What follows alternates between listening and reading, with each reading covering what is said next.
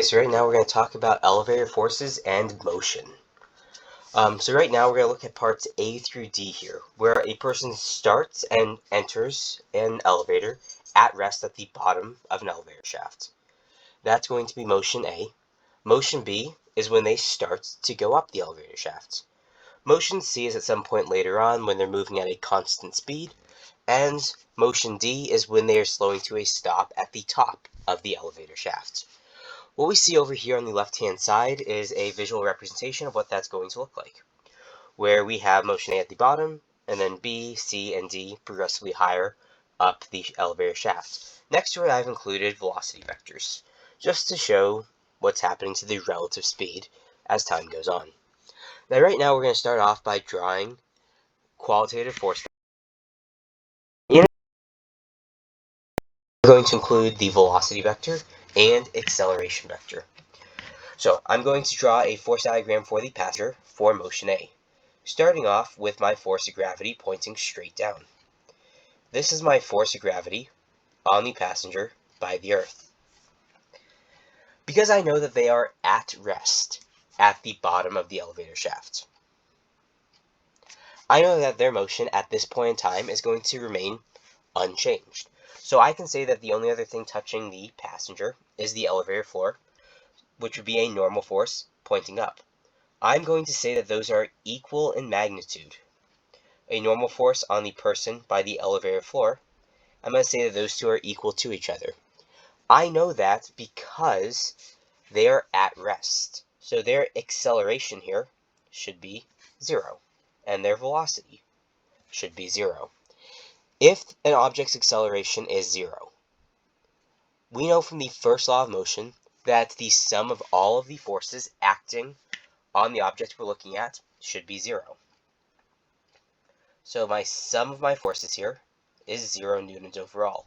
And that's going to consist of my upward force normal and my downward force of gravity. Because those are the only two forces that I have acting on the passenger, I know that those forces need to be balanced. Now for motion B, where they're starting to go up, I know that they're still going to have a force of gravity.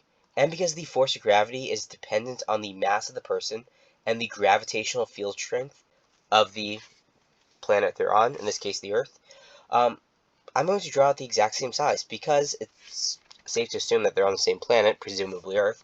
So we still have that 9.8 newtons of force for every kilogram of mass, and the mass is not going to be changing for this person. So it's the same amount of force of gravity. However, because I know they're starting to go up, that's a change in motion upwards. So I'm going to have more of an upwards force than I do a downwards force here. It's still a normal force, it's the same type of force, it's still on the passenger, and it's still by the floor, but the magnitude of it changes. It's at this point that they're starting to go up, so they have a small velocity vector, but they also have an upwards acceleration vector. We can use the first law of motion, the fact that there is an acceleration, to say the forces are not balanced, but we can also use the second law here to say which way it's going to be going. Because they're accelerating upwards, we know that it should be unbalanced in the upward direction, which means our upward force, that force normal, has to be greater than that downward force, the force of gravity. Now it's going to be the same sum of the forces equation.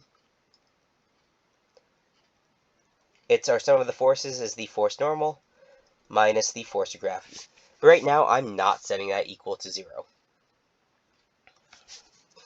For part C, where they're going up at a constant speed, once again, same force of gravity because their mass is not changing. So it's the force of gravity on the passenger by the Earth. But now because they're going at a constant speed, that means that even though they do have a velocity, they don't have an acceleration. If there's no acceleration, the first and actually second laws now say that the sum of the forces should be 0. They should be balancing out. So that force normal has now decreased in its magnitude a little bit to be the same size as that force of gravity. Our sum of the forces equation is once again equal to 0 here, and it's still consistent on the force normal and the force of gravity. And then finally, when they're slowing to a stop at the top of that elevator shaft, same amount of force of gravity pointing down, same as the previous two. Well, previous three. But now, because they are slowing down, they're having a change in motion. They're accelerating. But because they are moving upwards with that velocity vector, if they are slowing down, acceleration points in the opposite direction of which way they're moving. And that means that because we're accelerating downwards, the sum of our forces overall should be unbalanced downwards. So our normal force is now going to decrease to be less than the amount of gravitational force that we have. Once again, it's the same sum of the forces equation, force normal, minus the force of gravity. But here, it's not equal to 0, it's equal to some number pointing downwards. If we look at these four motions for a person going up an elevator shaft while they're in the elevator, the force of gravity remains constant across all four of these motions. That is because it is dependent on the mass of the object. What is changing is the amount of normal force, how hard the floor is pushing up on the passenger.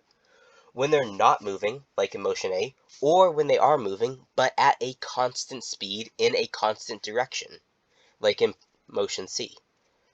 The forces are balanced, so the floor is pushing up just as hard as the pull of the earth is pulling down on them. However, when we have a change in the motion, when they're accelerating in a certain direction, like in motions B and D, the force normal has changed to represent that acceleration. In part B, when they're starting to go up, we have a larger normal force than we do the force of gravity. That corresponds with that acceleration upwards.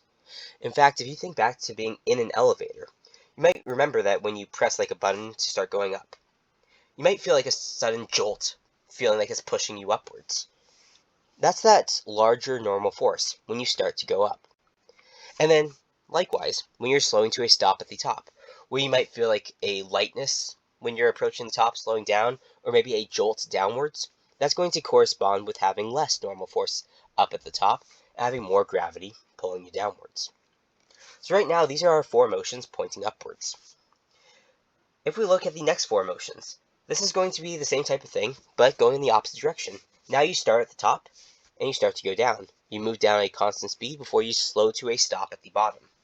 Because we spent a great deal of time talking about the motion moving up the elevator shaft, I'm going to go through this really quickly. So for each of these, we're still looking at the exact same object, the passenger.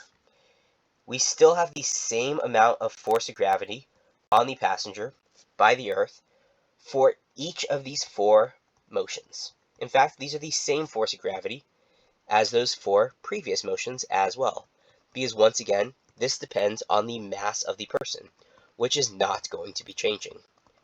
So I'm going to start off by drawing those by themselves. Then I know, because they're stopped at the top for motion E, they're stopped. No velocity, no acceleration. So my forces are going to be balanced. So that force normal on the person by the floor balances out that force of gravity. For part F, when they start to go down the elevator shaft, we have a downward velocity, and because they go from not moving to moving downwards, that means that they're accelerating downwards. So we have more downwards force than upwards force, so we have a relatively smaller force normal on the person than the floor when they start to go down the elevator shaft. For G, when they're going down the shaft at a constant speed, we have that downwards velocity, but because it's a constant speed in a constant direction, the acceleration is 0, so our forces are balanced once again. And then finally, when they're slowing to a stop at the bottom, while they are moving downwards, they are slowing down, so the acceleration vector points in the opposite direction. If it's accelerating upwards, that means our forces are unbalanced, with more unbalanced force pointing up than the forces pointing down.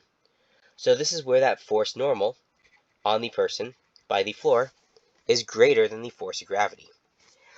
Now, what we saw up above for the first four motions, and what we can see for these last four, is really the sum of the forces equation is going to be the same for them. It's our force normal minus our force of gravity. Sometimes it's going to equal 0 for our sum of the forces, but sometimes it's not going to be.